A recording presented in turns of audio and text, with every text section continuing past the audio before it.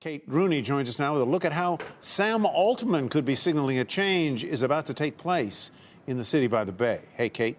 Hey, Tyler. So Sam Altman, the CEO of OpenAI, is going to be a key advisor for the new San Francisco mayor. It does underline how important this part of the tech industry is to the city's recovery. Daniel Lurie, he's the Levi Strauss heir and philanthropist, steps into that mayor's office in January. Altman is going to be a key spokesperson for AI in the city, which is really an economic cornerstone here lately, at least if you look at commercial real estate. The city still has the highest vacancy rates in the country, 36.9% per CBRE. There is some optimism that could improve thanks to booming AI startups like OpenAI. According to CoStar, 15% of office leases in San Francisco have been AI companies, and OpenAI did sign the largest commercial deal this year. Altman wields tech influence well beyond AI. He did run Y Combinator. It's a famous startup incubator that backed names like Airbnb and Stripe.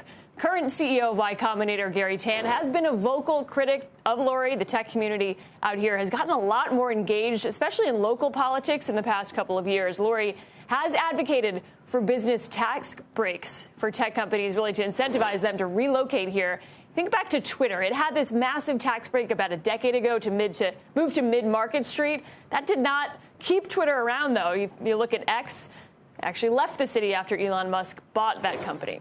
This is hardly Altman's only foray into public policy, guys. He's spending a lot more time in D.C. as well, trying to shape AI regulation. Back to you. Very interesting, Kate. Thank you. Kate Rooney, how might these shifts in sentiment and in planning affect San Francisco real estate? We asked developer Don Peebles about that last week. Here's what he had to say. We are definitely looking in San Francisco because I believe it has bottomed out. I think we talked about this before, Kelly, that we thought that that market was bottoming out soon. And the voters, as I've said, in these very progressive cities, the quality of life is so bad that they are now losing patience with these progressive policies. And that's why the mayor was in San Francisco, London Breed, was defeated. Well, our next guest has his finger on the pulse of San Francisco as well. He's the owner of one of the city's largest office buildings, the Transamerica Pyramid Building. Michael Schvo is founder, chairman, and CEO of Schvo, and you're here on set with us. Welcome. Thank you. Thank you for having me back. Just describe what the past 2 weeks have been like.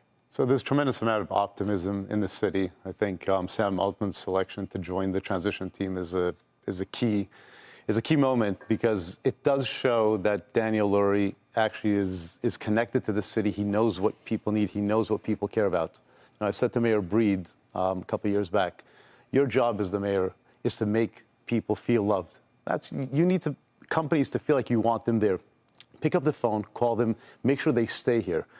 We saw that didn't really happen. I can see from Daniel's work, and I know Daniel from the campaign, that he is invested in the companies. He's invested in tech. He's invested in AI. And he's invested in the safety of San Francisco, which is the most important thing. Yeah.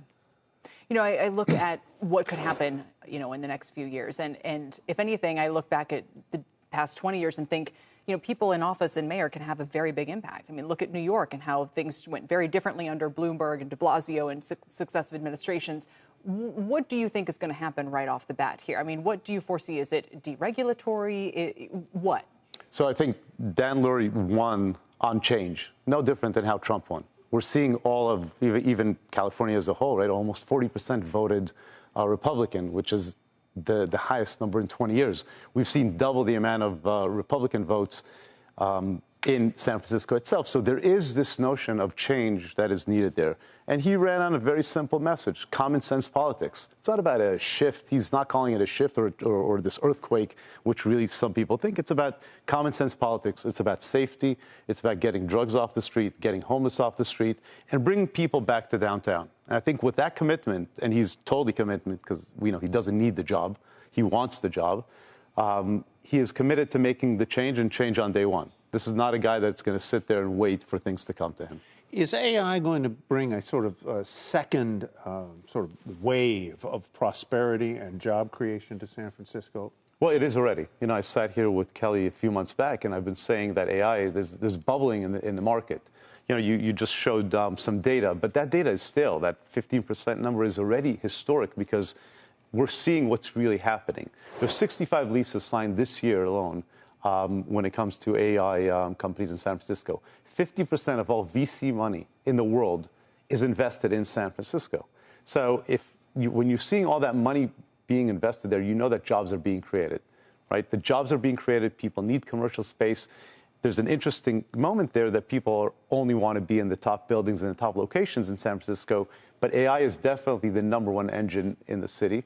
But I think what and these companies are comfortable that the sort of quality of life issues that have been so chronicled and maybe amplified correctly or incorrectly in the public press, they're not obstacles now. Well, first thing you said, they were amplified incorrectly. They were in one specific area, right, and they were exaggerated because of the news. But the reality is, today we're seeing a lot more people in San Francisco. You know, we were just talking about this. We opened the Transamerica Pyramid on September 12th back to the public, the park, the Transamerica Park. There used to be 0 people coming there. There's almost 4,000 people in the park weekly there to see the art show, the public programming. So we're seeing people coming back. We're not seeing the crime or the drugs on the street. It's secluded in specific areas, but there's definitely a lot of change that still has to happen there.